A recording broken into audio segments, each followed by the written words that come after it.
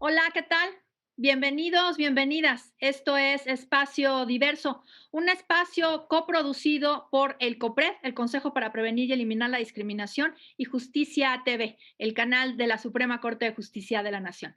El día de hoy vamos a platicar sobre personas mayores, un grupo de atención prioritaria que goza de pues una importancia mayor, porque pues todos y todas en algún momento de nuestras vidas nos convertiremos en personas mayores. Hace un año, durante nuestro conversatorio sobre los impactos diferenciados en personas mayores, recogimos, justo con las aportaciones de las personas invitadas del día de hoy, algunas de las preocupaciones y problemáticas surgidas a raíz de la contingencia sanitaria, que se sumaban o profundizaban situaciones de desigualdad y discriminación que históricamente han enfrentado las personas mayores y que vamos a recapitular el día de hoy. Según la OMS, la Organización Mundial de la Salud, son personas mayores las que tienen más de 60 años. De acuerdo con los resultados del censo de 2020 del INEGI, en la Ciudad de México hay más de 1.491.000 personas mayores, de las cuales 638.412 son hombres y 853.207 mujeres. En la Ciudad de México, el artículo 11 de nuestra Constitución Política reconoce como un grupo de atención prioritaria a las personas mayores y establece una serie de obligaciones para todas las autoridades para generar medidas de inclusión, medidas que desmantelen estas limitaciones y estas violaciones a los derechos de las personas mayores. Existen leyes como la Ley de Derechos de las Personas Mayores o la Ley para Prevenir y Eliminar la Discriminación de la Ciudad de México, que establecen esta serie de medidas para promover y garantizar los derechos de las personas mayores y generar su inclusión. Sin embargo, existen hoy todavía muchos prejuicios con respecto a su derecho de acceso, por ejemplo, al trabajo, pues solamente el 30% aproximadamente sigue siendo una población económicamente activa, lo que implica la prevalencia de la precarización de los trabajos, condiciones de pobreza, dependencia, violencia, falta de acceso a la salud. La Convención Interamericana sobre la Protección de los Derechos Humanos de las Personas Mayores fue declarada el 15 de julio de 2015, y garantiza que reciban servicios de cuidado a largo plazo en situaciones de riesgo o emergencias humanitarias. Sin embargo, México todavía no forma parte de esta Convención Interamericana. A lo largo de los años, la población de las personas mayores se ha tenido que enfrentar a la desigualdad estructural, pero a raíz de la pandemia por COVID-19 la situación ha empeorado. Antes de volver a estos temas, después de un año de la prevalencia de muchas de estas situaciones, quisiéramos retomar un poco los temas de la desigualdad y de la discriminación histórica que han vivido, los contextos en donde viven las personas mayores y son tratadas con tratos diferentes, con tratos arbitrarios, mucha violencia. Y bueno, pues para eso tenemos el día de hoy a dos invitados que me da muchísimo gusto recibir. Ambos son asambleístas del COPRED. María de los Ángeles Fuentes, quien es coordinadora del Comité de Derechos Humanos Ajusco, y Eliseth Altamirano López, quien es activista y académico por el reconocimiento de los derechos de las personas mayores. Y antes de pasar a platicar con ustedes, quiero dar las gracias a Nidia Díaz en la interpretación de lengua de señas mexicana, haciendo este programa, por supuesto, accesible para todas las personas.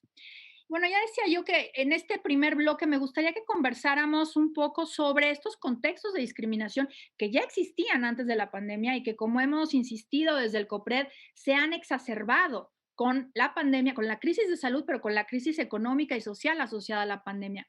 Me gustaría empezar contigo, Angelita. ¿Cómo ves y cómo vives estos prejuicios hacia las personas mayores? Tu micrófono, Angelita. Hola, buenas tardes. Soy María de los Ángeles Fuentes.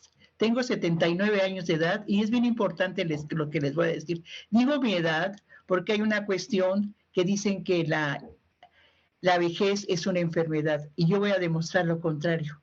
No somos personas enfermas, somos personas mayores.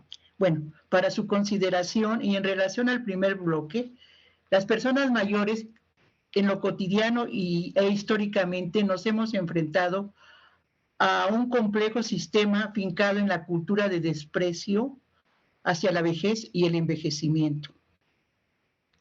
Como indica el informe del COPRED, a lo largo del último año ha empeorado la situación de las personas mayores. Se ha presentado un retroceso alto en materia de no discriminación hacia las personas mayores, no solamente en relación a entes públicos, sino también respecto a la sociedad civil. Para muestra un botón. En plena pandemia, recordemos, la opinión pública se horrorizó por el video de la señora Lorenza Reyes, golpeada por su propio hijo en la alcaldía Tlalpan, en esta ciudad. Situaciones como esta pasan cotidianamente y en el caso de Lorenza, una persona pudo grabar, pero muchos casos que no son grabados ni compartidos en redes sociales, casos de maltrato a puerta cerrada, en la privacidad de los hogares, quedan impunes, invisibles y en el olvido. Imagínense, el caso de Lorenza fue grabado, denunciado públicamente en redes sociales. Vecinas y vecinos acudieron a denunciarlo con la autoridad y el Ministerio Público no quería aceptar la denuncia porque a pesar de la evidencia audiovisual, no eran sus familiares, entre comillas. Lo anterior resalta una vez más la falta de acceso a la justicia, a una vida libre de violencia, entre otras. Ya poco o nada se menciona de este caso. Fue un furor momentáneo, una indignación fugaz en este mar de impunidad. Gracias. Gracias, Angélica. Sí, efectivamente ese caso fue pues terrible y bueno, lo que sucede, ¿no? Con muchos otros casos, pues sí, de injusticias que de repente se los lleva a otra, ¿no? Pues sí, como olas del mar, por utilizar un símil, y es muy grave lo que sucede ahí. Y me gusta que te hayas referido al tema de la enfermedad, Angelita, porque antes de pasar con Eliseth, te quiero preguntar, y era una pregunta de las que traía, pero aprovecho que ya lo planteaste. ¿Cuál es tu opinión con respecto a la propuesta del director general de la OMS, de la Organización Mundial de la Salud, para incluir como enfermedad a la vejez en el manual, no es manual, pero clasificación En el internacional de CIE-10. enfermedades como enfermedad? ¿Cuál es tu opinión, Angélica? Yo la verdad veo que es una cuestión de entrada, es impropia, va en contra de la Convención Interamericana para proteger los derechos de nosotras las personas mayores.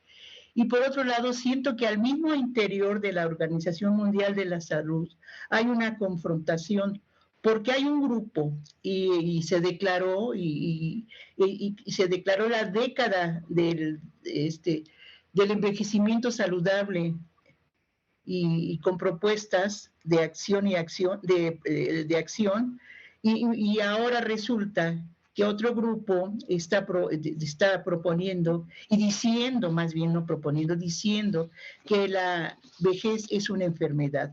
La vejez es una etapa de la vida, como es la niñez, como es la adultez, y obviamente no es una enfermedad. Yo definitivamente creo que por ahí, y no sé si sea lo correcto decirlo, pero es el espacio y debemos aprovecharlo.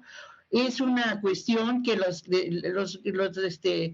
los empresarios internacionales de la industria farmacéutica están queriendo aprovechar, porque está bien claro que la densidad de población de nosotras las personas mayores en la presente y próxima década será de aumento. Entonces, ellos, en cuanto más promuevan sus productos considerando a la vejez como enfermedad, ellos van a capitalizar esta cuestión, y lo cual no vamos a permitir. Esa es mi opinión.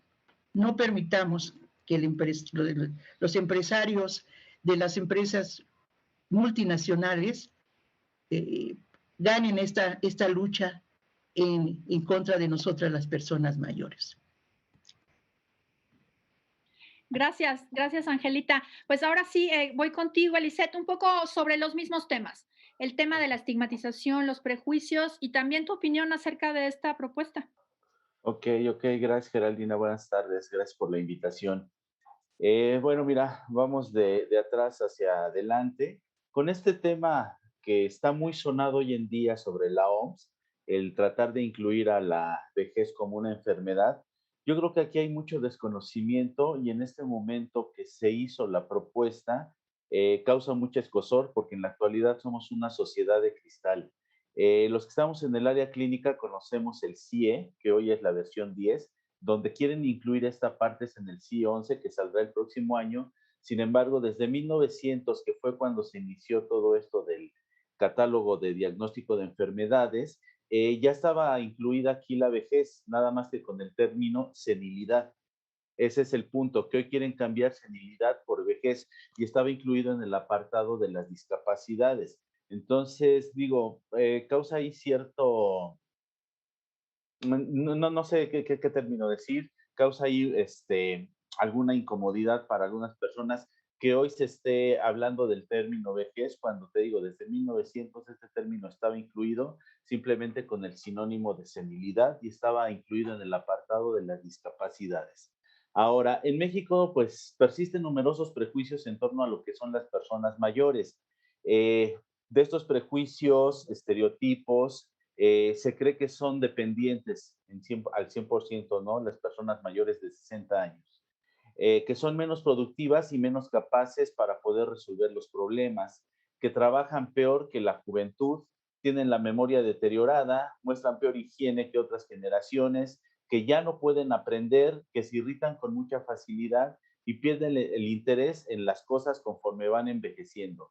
Si bien en esto que es el proceso de envejecimiento, vamos teniendo cierta pérdida de nuestras capacidades, tanto físicas como cognitivas, esto no es completamente cierto y por eso se les llama prejuicios y estereotipos hacia la vejez. Hay una mirada negativa hacia todo lo que se refiere a lo envejeciente, propiamente a la etapa de la vejez.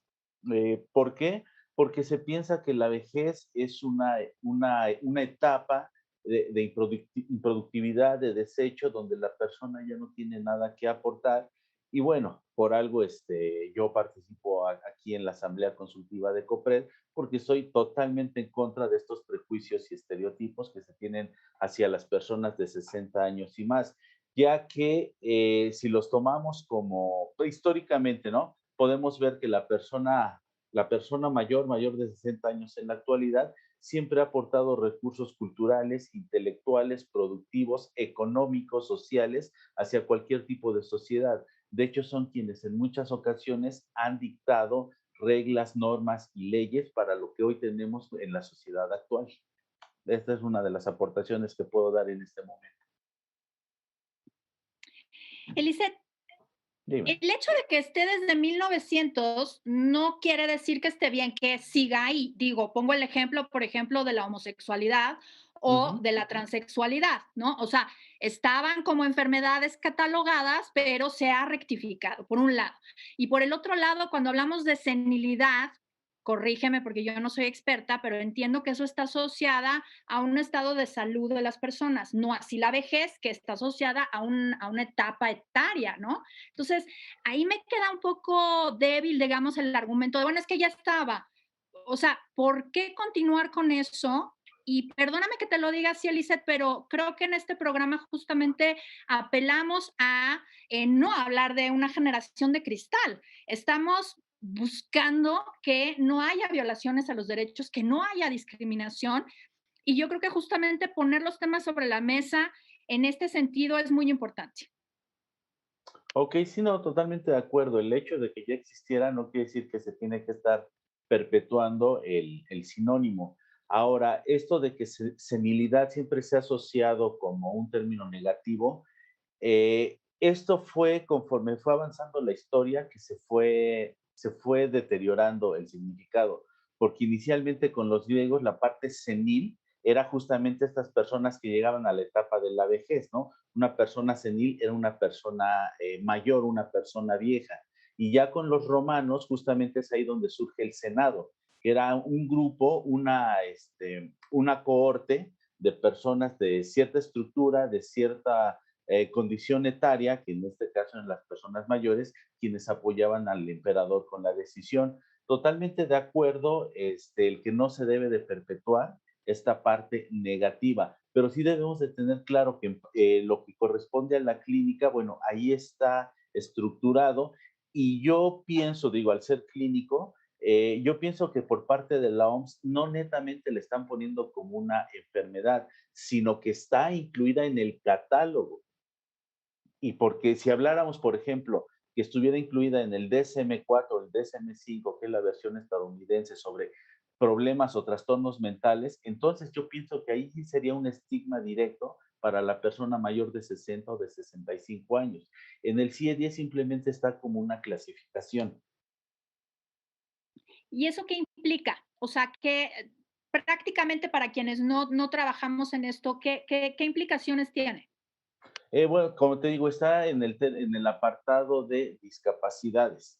Entonces ahí se puede hablar de ciertas discapacidades que son inherentes a la persona mayor, aunque no en la generalidad todas las personas mayores van a ser discapacitadas. Del trabajo que estaba haciendo, revisando apuntes y demás, aquí en México me llamó mucho la atención, por ejemplo, cómo en esta parte de discriminación, estereotipos y prejuicios hacia la vejez y el envejecimiento, como en la encuesta del INEGI desde el 2014 tenían un rubro donde decía que casi la mitad de todas las personas que tienen una discapacidad, que era correspondía, perdón, al 47.4%, eran personas de entre 60 y 65 años, ¿no? Entonces, digo, en esta parte de discriminación estructural, llevándolo esto a lo del CIE-10, bueno, simplemente porque esté en el apartado de discapacidades y podemos ubicar podemos clasificar alguna discapacidad que es inherente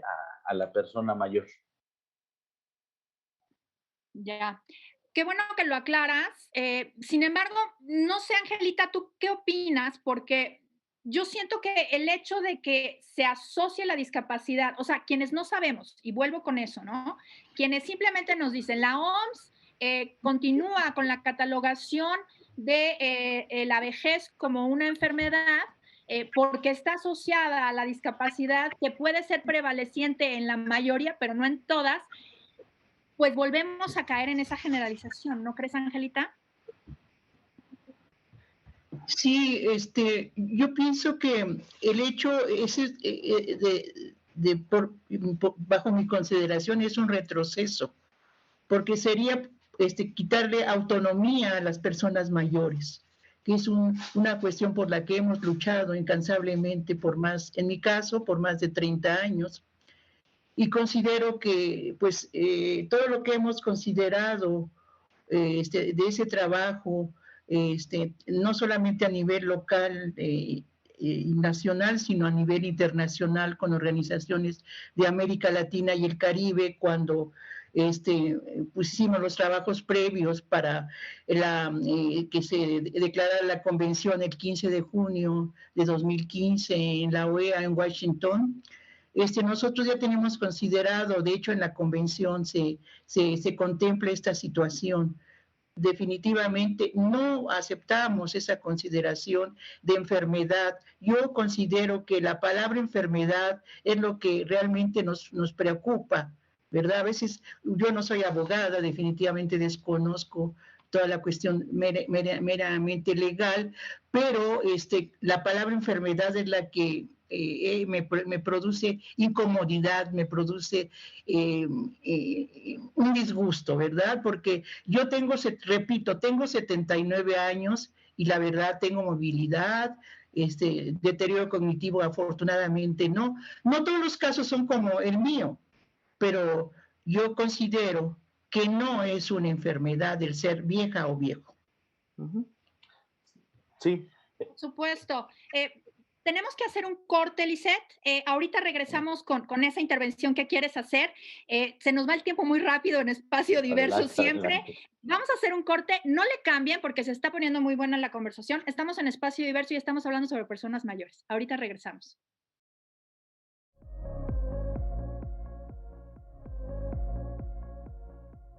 Pues ya estamos de vuelta aquí en Espacio Diverso y estamos hablando sobre derechos de las personas mayores, los contextos de discriminación, los prejuicios que existen en su contra y estábamos hablando sobre la intención de la Organización Mundial de la Salud de, como nos aclaraba uno de nuestros invitados, Eliseth Altamirano, de continuar con la inclusión de ahora la vejez, no la senilidad de la vejez, catalogada como una enfermedad. Y Eliseth quería hacer alguna intervención sobre eso, entonces te paso la palabra, por favor, adelante, Eliseth. Gracias, gracias. Bueno, mira, el punto es nada más que yo he estado hablando desde la experiencia clínica, porque en hospitales generalmente nos piden que para poder hacer el diagnóstico de la persona necesitamos basarnos en alguno de los manuales. Entonces era por eso que defendí el punto de cómo se está manejando desde la OMS y por qué está incluida en el CIE-10, ¿no? Que es el Manual Mundial sobre Catalogación de Padecimientos y Enfermedades. Y por otro lado, bueno, en esta parte estructural, como decía Angelita, del punto de rechazar la catalogación de enfermedad, perdón, de vejez como una enfermedad, sí, yo creo que aquí porque la OMS en este momento lo hizo público, pero cuando menos aquí en México, que es la parte que nos toca, hay una sistematización de estigmatización hacia la vejez institucional, donde se han ido dando adjetivos que son de rechazo, negativos, peyorativos hacia las propias personas mayores, y es ahí yo creo que donde tenemos que empezar a generar la cultura del buen envejecer, del buen envejecimiento, una cultura de una buena vejez, y una buena vejez en el término amplio, no en el simplista de lo bueno y lo malo. Esa era la aportación que quería yo hacer. Muy importante, Lizeth, porque justo yo creo que, o sea, una cosa es la parte clínica, como tú bien lo describes, y justo, ¿no?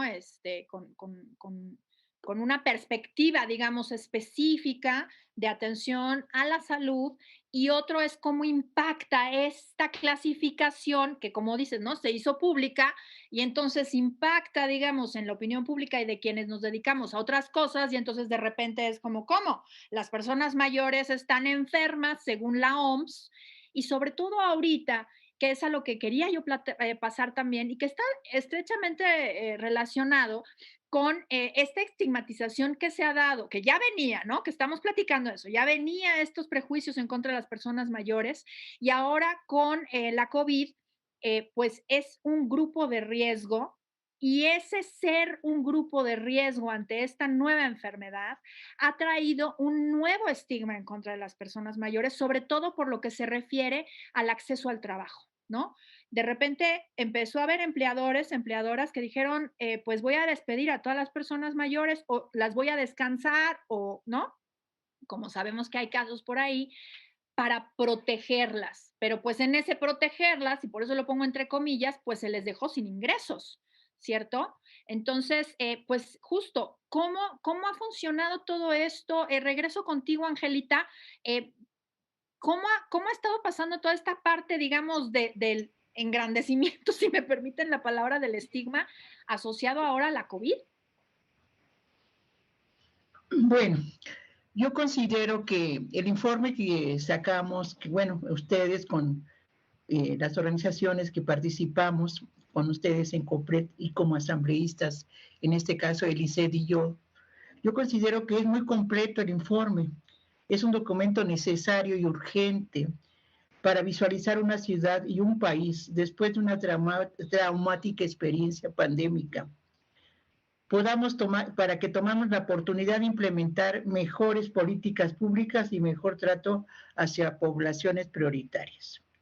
Sin embargo, hay casos que ha documentado el Comité de Derechos Humanos Ajusco sobre diferentes tipos de despojo, sobre todo en esta época de pandemia, que ya llevamos pues como 15 meses, ¿verdad? Sí, como 15 meses. Y el del despojo se ha acrecentado más porque hay mayor desempleo, hay mayor tensión familiar al interior de las familias, y entonces en ese ambiente de negativo, las personas mayores somos las que llevamos la peor parte. Desgraciadamente hemos documentado fraudes y cargos no aceptados en cuentas bancarias. Yo en lo personal, en cuentas bancarias de manera recurrente y sistemática en contra de nosotros personas mayores cuentavientes. Parece que tienen por ahí un filtro en el que se ven y hacen cargos. A mí me hicieron un cargo de un viaje a Nueva York, que ojalá lo hubiera hecho, qué maravilla. No conozco Nueva York, pero me hicieron un cargo de 19,000 pesos. Caramba, híjole, pues obviamente que pues uno de mis hijos me tuvo que acompañar al banco, etcétera, ir hasta el centro en plena pandemia, con el riesgo pues de contagios, porque fui a la casa matriz de Banamex allí en la calle de 16 de septiembre Isabel la Católica. Entonces, todas esas cuestiones que parecen que no, no son de tipo vamos como que olvidarlas, son de gran importancia, porque son no solamente están sucediendo cargos indebidos a personas jóvenes y mayores, sino también de manera sistemática, ¿verdad? Resulta interesante observar que personas dedicadas a delitos financieros buscan particularmente perfiles de cuentavientes, personas mayores, para realizar desfalcos y cargos no aceptados, a sabiendas de la brecha tecnológica. Aquí se está demostrando que yo para entrar acá hay que pícale allá, pues no le sea por ahí. Entonces, esa brecha tecnológica es también un impedimento mayor y el desconocimiento de uso de plataformas digitales por parte de nosotras personas mayores, así como la imposibilidad a causa de la pandemia, esta pandemia, de que las personas mayores no podemos acudir a realizar las aclaraciones pertinentes a las sucursales bancarias por temor al contagio. Así que por ahí está la tarea y bueno, pues es una estrategia que los bancos o no sé, las gentes, los trabajadores bancarios han utilizado para hacer ese tipo de desfalcos de manera sistemática, no solamente Banamex, sino otros tantos bancos, tanto en esta ciudad como en Monterrey y en otras ciudades de los cuales hemos tenido reportes y denuncias. Así es. Por ahí la dejo en cuanto a esta pandemia, que se me hace de causa mayor este tipo de desfalcos financieros que definitivamente nos arruinan en nuestra economía. Gracias. Así es, Angelita, tengo otro caso cercano, igualito, le hicieron lo mismo a mi madre. Entonces, sí, sí, sí está sucediendo y pues si nos están viendo, sobre todo personas mayores, pues acudan a su banco para hacer el reclamo que corresponde, porque esos cargos, pues claro que no los hicieron y es su dinero. Y sobre todo personas mayores que muchas veces pues ya no tienen ingresos más que su jubilación o alguna renta que les entre, pues son los ingresos que tienen, ¿no? Elisette, ¿tú cómo ves esta cuestión relacionada con los prejuicios asociados, digamos, a la pandemia? Pues bueno, mira, conforme lo hemos venido platicando y lo que platicábamos hace un año en esta parte de los impactos diferenciados, esta pandemia y la reclusión en nuestros propios espacios, en nuestros hogares para muchos, aunque suene un término muy común, nos llevó a enfrentarnos con nuestros demonios, a conocernos realmente como personas, a vernos hacia adentro de nosotros mismos y ver cuál es la interacción que tenemos para con los demás. Desafortunadamente, en muchos hogares, en muchas casas donde existe una persona mayor, que ya es el 90% de las casas o de los hogares mexicanos, al ser esta una población vulnerable, pero vulnerable por cuestiones físicas, económicas, psicológicas, son los que de alguna manera pagaron los platos rotos, porque toda esta virulencia que teníamos contenida o guardada fue desplazada hacia ellos. Y yo me regreso a esta parte estructural donde a nivel general, desde la parte, si no de gobierno, sí de instituciones que tenían que brindar la atención a la persona mayor, se vieron rebasadas, pero se vieron rebasadas no por la propia pandemia, porque eso nos rebasó a todos, a propios y extraños. Se vieron rebasados porque propiamente en la Ciudad de México no hay una sola institución que realmente tenga el conocimiento de lo que es el manejo, cuidado, atención, políticas públicas, de lo que es el manejo, el trato hacia una persona mayor de 60 años. Existen instituciones que son meramente el membrete, pero considero yo que las personas allí no tienen siquiera la preparación para poder hacer frente a este tipo de situaciones. Porque como lo dije en ese conversatorio que tuvimos, se tuvieron que implementar planes gerontológicos de emergencia para dar atención prioritaria a este grupo vulnerable. ¿Vulnerable por qué? Por la situación de pobreza en que viven muchos de ellos aquí en la Ciudad de México, por la situación de abandono que tienen muchos de ellos, por la situación de incapacidad o discapacidad física que tienen muchos de ellos, que no son todos, eso sí hay que reconocer, pero muchos de ellos están en toda esta situación de deprivación psicosocial y no hubo la manera de que estas instituciones que tienen el membrete, pero no la capacidad para dar la atención, les pasó de largo, fueron rebasadas las propias instituciones. Habíamos entidades de la sociedad civil que diseñamos programas, diseñamos formas de atención y algo se pudo hacer. Las propusimos también a ciertas autoridades, les pasó desapercibido por todo esto que venimos, o que yo dije desde un principio, el rechazo a todo lo que se refiere a la vejez y al envejecimiento. Sí, claro, y es una situación complicada y algo que también mencionaban en aquel conversatorio, que quiero decir que estamos haciendo ahorita las entrevistas de seguimiento, estamos haciendo un cuestionario para darle seguimiento justamente a estos conversatorios que tuvimos hace un año y que publicamos en el informe de impactos diferenciados, justamente para saber, bueno, de mayo, junio de 2020, qué cambió, qué no cambió, qué mejoró, qué no mejoró, y creo que es muy importante tener este balance.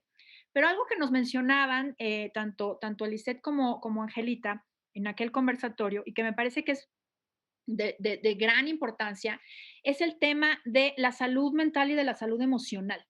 Porque justamente algo que veíamos, digo, y que estamos pasando todos y todas, ¿no? El hecho de repente estar enfrentadas a una enfermedad que desconocemos, quienes hemos podido confinarnos en nuestra casa, hay mucha gente que se ha quedado sin trabajo, pero siendo las personas mayores un grupo de riesgo, hubo todo este tiempo un peligro latente, ¿no? O sea, quiero decir, las personas mayores se han enfrentado a un peligro mayor, a esta potencialidad de enfermarse y morir, y que lo han experimentado en personas cercanas. Y para esto no hemos tenido medidas, o por lo menos, y es lo que quiero preguntarles, si han habido medidas de acompañamiento para este duelo en lo personal, pero también en un, pues sí, en un temor fundado de contraer la enfermedad y de manera grave. Angelita, ¿ustedes han detectado medidas en este sentido? Sí, nosotros hemos detectado casos. De hecho, yo vivo en una colonia popular aquí al sur de la Ciudad de México, en la que solamente en esta manzana donde yo vivo, que es la manzana 94 de la calle Nahuatlacas, fallecieron 3 personas mayores, ciertamente una de 74 años, doña Luz, doña Mica de 80 y don Luis de 70. Estas personas, fue muy doloroso ver que en menos de una cuadra hubo estos duelos muy dolorosos de gente maravillosa con la que como la que habíamos compartido más de 50 años de nuestra vida, porque todos llegamos muy jóvenes con nuestros hijos pequeños a habitar estos pedregales del sur de la ciudad, y vemos con tristeza que pues hay ese tipo de duelos, pero nosotros tenemos un pequeño chat con los vecinos, porque pues ya no podemos hacer reuniones de tipo como talleres, como hacíamos antes, el comité, que juntábamos 40, 50 personas con una difusión más amplia. Ahora lo hacemos por medio de chat, pero no, apenas somos tan pocos los que nos juntamos, porque vuelvo a la cuestión tecnológica, de 15 o 20 que nos juntábamos antes me estoy refiriendo a personas mayores. Ahora nos juntamos apenas 8 cada 10, 15 días para ver este tipo de problemas y de qué manera acompañamos a la familia, de qué manera podemos apoyarnos de manera comunitaria, porque es la solución. La comunidad, el trabajo comunitario desde las bases es la solución a cantidad de situaciones. No va a venir de lo macro, sino debe ser de pequeño hacia arriba. Así que nosotros hemos implementado iniciativas de apoyo con despensas, con juntarles algunos dineros y sobre todo el apoyo que hemos tenido del arzobispado y por parte de la UNAM en en pláticas de apoyo psicológico. Y bueno, pues por ahí apenas estamos dándole porque la verdad ver 4 personas o 3 personas que en la mitad de una cuadra fallecen de manera simultánea es muy doloroso. Y la verdad, ya se nos había olvidado lo contagioso al principio, tanto temor, y así hasta nos lo estamos viendo, qué penoso que ya veamos esta pandemia como algo natural. Esto ha venido ciertamente a hacer cambios radicales en nuestra forma de vida. Así es, Angelita. Eliseth, antes del corte, Ujú. em, justo el tema de salud y en general, ¿no? También se interrumpieron algunos servicios de salud comunes, digamos, no asociados a COVID para las personas mayores. Tú que estás más cerca de esto, ¿cómo lo han vivido? Bueno, definitivamente sí hubo una falta de estrategia hacia toda la atención médico-sanitaria para las personas mayores. Eh, sí hubo defunciones a consecuencia de la COVID. Sin embargo, de lo que se pudo, o de lo que pudimos ir recabando, no fue tan grande el número como en un principio se había dicho, y sí hubo muertes de personas mayores, pero no todas fueron a consecuencia de COVID. Llamémoslo entre comillas, fueron muertes naturales por las enfermedades que ya venían, por paros cardiorrespiratorios, etcétera, etcétera.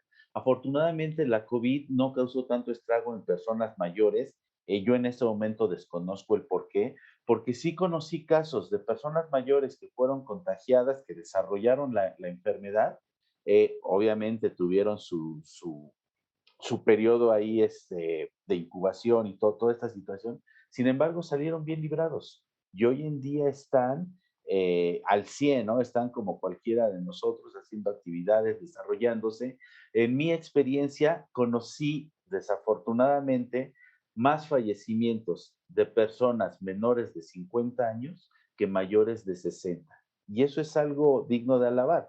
Eh, a donde puedo dirigir la crítica, y no necesariamente por criticar a un gobierno o a una institución, es esto, es que faltaron las medidas, las herramientas para poder afrontar esta situación para con las personas mayores. Como lo dice Angelita, yo conocí muchas otras gentes o instituciones, ONGs de la sociedad civil, que sí tuvieron la forma de poder hacer los abordajes psicoterapéuticos para las personas mayores, no necesariamente por la pérdida, sino para enseñarles a ser resilientes, para poder enfrentar toda esta situación que todos la tenemos enfrente. O sea, esto no ha pasado.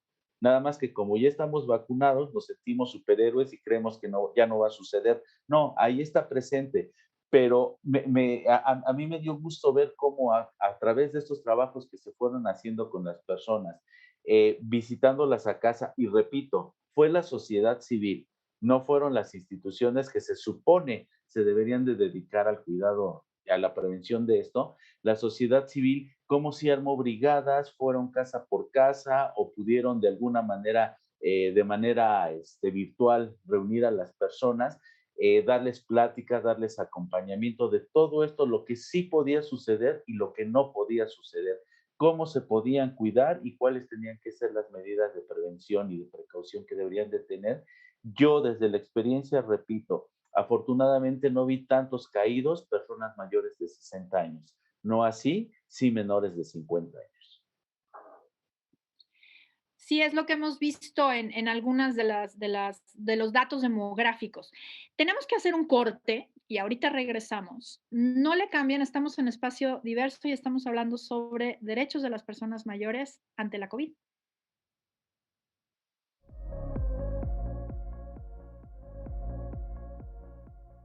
Pues estamos de vuelta aquí en el último bloque de Espacio Diverso y estamos hablando sobre los derechos de las personas mayores y estábamos en el último bloque hablando sobre cómo la pandemia ha impactado de manera diversa a las personas mayores, atendiendo a que ya se encontraban en contextos de discriminación, contextos de violencia. Y bueno, pues terminábamos el último bloque hablando sobre temas relacionados con el acceso a la salud. Y tanto Angelita como Eliseth destacaban la participación de la sociedad civil precisamente en la atención de temas relacionados con la salud emocional, con el trabajo de la resiliencia y que resulta muy importante. Por otro lado, también nos destacaba Eliseth el tema de los datos sobre la demografía de las personas que han fallecido por COVID y decía yo que sí, efectivamente, pues los últimos datos que hemos tenido acceso, tanto los del grupo asesor del comité de vacunación, me parece que es el nombre, y de algún investigador en la UNAM, pues coinciden, ¿no? En ese sentido, Eliseth, me imagino que son los mismos que consultaste sobre las personas, hombres de edad media, de edad entre los 40 y los 50 y tantos años, y no tanto las personas mayores, lo cual, bueno, pues por un lado es afortunado, por el otro lado, pues evidentemente desearíamos que nadie falleciera por esta enfermedad. Eh, en este último bloque, pues un poco retomando lo que hemos venido conversando sobre los prejuicios, los estigmas que impiden el acceso a los derechos, cómo la pandemia ha impactado de maneras más graves, pues me gustaría recuperar, digamos, a partir de eso, qué tendríamos que hacer como sociedad y sobre todo esto que nos platican también ustedes, o sea, cuáles han sido las acciones de la sociedad civil, además de estas estrategias que ya nos compartieron pues para generar respeto hacia las personas mayores y no desde una posición moral, sino desde una posición de los derechos humanos, que a mí me parece que es fundamental. Angelita, ¿ustedes qué otras acciones han estado implementando y cómo podríamos generar un cambio cultural? Bueno, nosotros desde el Comité de Derechos Humanos Ajusco, eh, digo, voy a partir de lo particular a lo general.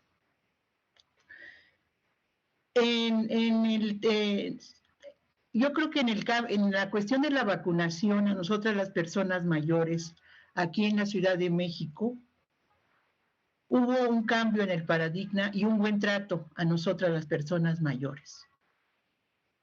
La excelente vacunación a nosotras las personas mayores sentó un precedente para demostrarnos que sí son posibles las políticas públicas de concientización ciudadana y buen trato.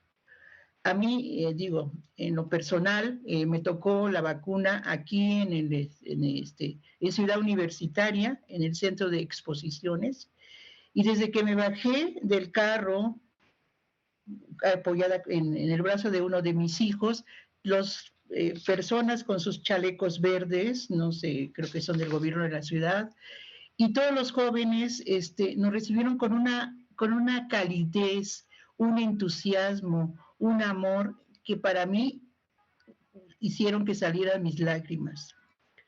La verdad, yo soy poco romántica, poco dada a las lágrimas, soy durita de corazón, porque la vida me ha llevado por ese lado. Sin embargo, de veras me sacaron esa, por la atención, los médicos adentro, las personas que estaban poniendo la vacuna, una cuestión así insólita de veras. En mi vida, en mis 78 años, porque todavía no cumplía 79, hasta este junio los acabo de cumplir, la verdad había visto semejante cosa en esta ciudad y en este país. Y yo creo que no solamente podemos hacer críticas al Estado mexicano, en este caso la vacunación en esta ciudad sentó un precedente de atención de manera así excelente a nosotras las personas mayores. En la segunda vacunación ya me tocó en el estadio universitario. Yo que siempre quise ir en bicicleta al estadio, y porque vivo muy cerca aquí en una colonia que he mencionado 3 veces, estamos muy cerca de Ciudad Universitaria, siempre quise ir en bicicleta, pero ¿saben qué? Que al bajarme del carro estaban personas con silla de ruedas y entonces llegué al estadio en silla de ruedas, lo que pues bueno, si alguna vez quise llegar en bicicleta, esta vez llegué, pero en silla de ruedas, lo cual también con una gran atención, con una eficiencia de los jóvenes y jóvenes médicas que nos atendieron, nos dieron las conversaciones, creo que eran de universidades privadas y no sé si también públicas, pero hasta el personal de policía, así, una cosa. Entonces, que yo creo que este caso sentó un precedente para demostrarnos que sí son posibles las políticas públicas de concientización ciudadana y buen trato. Ahora el reto es que el buen trato rebase las carpas de vacunación y que se convierta en algo permanente. Ya vimos que sí se puede. Yo hablo de la Ciudad de México, pero podemos hacerlo si sensibilizamos, concientizamos a toda la población y se implementa un programa de cultura de respeto y dignidad a las personas mayores desde el sistema escolar, desde primaria, secundaria, educación media superior y superior. Y como se indica en el informe de COPRED, no podemos volver a la normalidad, y eso sí ya nos queda claro. Ya la normalidad, pues la normalidad era el problema. No podemos volver a la normalidad porque la normalidad era el problema. Para volver a la vida cotidiana, tenemos que reflexionar, fíjense bien, como sociedad, a qué partes de ella no solo no queremos, sino que no debemos volver. Tenemos un buen trabajo, y vaya que para los que van a durar más que yo, mucho, ¿eh? Pero por ahí la dejo y bueno, es para reflexionar. ¿Qué queremos en esta nueva realidad? ¿Qué podemos hacer y hasta dónde podemos dar el tiro? Es todo por esta tarde. Gracias. Gracias, Angelita. Elisette, ¿a qué realidad Bien, vamos a bueno, responder? igual todo el grupo de personas mayores que está a mi alrededor, que es bastante nutrido, por obvias razones, sí, no hubo una sola queja hacia todo esto que se refiere a lo de la vacunación. Parece ser que ahí se generó una conciencia social de que son personas, no son grupos vulnerables, no son los viejitos, no son los abuelitos, son personas con una necesidad, con ciertas características, y creo que se actuó en consecuencia, ¿no? Entonces eso, digo, es plausible. A quien lo haya implementado, quien lo haya diseñado, estuvo muy bien. Las personas mayores se sintieron protegidas, cobijadas, con una parte calurosa y afectiva que les fue muy bien en esta parte. Ahora, ¿qué es lo que tenemos que hacer para que esta cultura del buen trato hacia la persona mayor subsista? Bueno, eso es algo que yo siempre pregunto.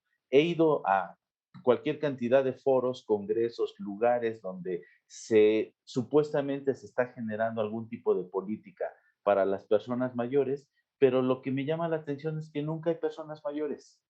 Siempre son otro tipo de personas las que están generando las políticas, las leyes, toda la situación para las personas mayores. Aquí yo a lo que voy es que la persona mayor necesita empoderarse, dejar de ser dependiente de los otros, dejar de ser dependiente de los gobiernos, de las leyes. ¿Cómo se va a dar esto, este empoderamiento de la persona mayor? Bueno, organizándose, porque desafortunadamente en México, en la Ciudad de México, no existe una sola organización de personas mayores. Hay muchas, sí, que le dan atención a las personas mayores, pero no una asociación, organización de personas mayores que vayan trabajando propiamente por el beneficio de ellos mismos. Se debe de dejar de dejar a un lado, de estarle depositando la responsabilidad a otros. Y como personas mayores que son personas mayores de lucha, porque muchos de los que hoy son mayores fueron activistas de los 60, que retomen toda esa filosofía de los años 60, se organicen y, ok, vayamos por un comité, por una asociación nacional de personas mayores, podríamos llamarla de pensionados y jubilados, como lo ha hecho Uruguay, Chile, Argentina, España, Barcelona, otros lugares que por eso los viejos son reconocidos y han alcanzado logros. Mientras aquí en México la persona mayor no empiece a hacer esto, yo creo que vamos a estar caminando en lo mismo. Los que todavía no llegamos a la etapa de la vejez y vamos por ello, lo estamos haciendo, pero tiene más peso en estos momentos la voz del viejo que la voz del joven. ¿Por qué? Porque vamos por una política del buen envejecer. Sin duda alguna, pues Angelita, ya te dejaron tarea. Y la verdad es que sí, Copred estuvo participando en los centros de vacunación y sí, fue una atención verdaderamente, como dice Angelita, que te hacía un poco el ojo Remy, y creo que tuvo Ese. que ver con un momento social, porque básicamente, digo, por lo menos por lo que hace a nosotros, no es que necesariamente hubo una instrucción de un trato o no, sino que yo creo que surgió, y esto es muy bueno, o sea, y con esto no quiero quitar el mérito del gobierno de la Ciudad de México en la implementación y la coordinación de los centros de vacunación, pero me parece mucho más bonito decir que fue algo espontáneo y que fue algo que Así. surgió del trato que todas las personas que estábamos en esos centros consideramos que tenía que dársele, y no solamente a las personas mayores, a todas las personas, porque están acudiendo y siguen acudiendo a ejercer un derecho, ¿no? Lo que es la vacuna. Angelita, Eliseth, pues como siempre en Espacio Diverso, se nos va el tiempo como agua. Les agradezco muchísimo que hayan estado aquí, que hayamos podido platicar un poco sobre el tema de los derechos de las personas mayores y los impactos diferenciados a partir de la COVID, y sobre todo esto, ¿no? Hacer una conciencia hacia las personas que no son mayores todavía, pero que si la salud se los permite, llegarán a ser personas mayores y todos y todas vamos para allá, y esa es una conciencia que tenemos que generar. Muchísimas gracias, esto fue Espacio Diverso, nos vemos a la próxima, cuídense y acuérdense que cubrebocas, aunque se hayan vacunado, síganse cuidando.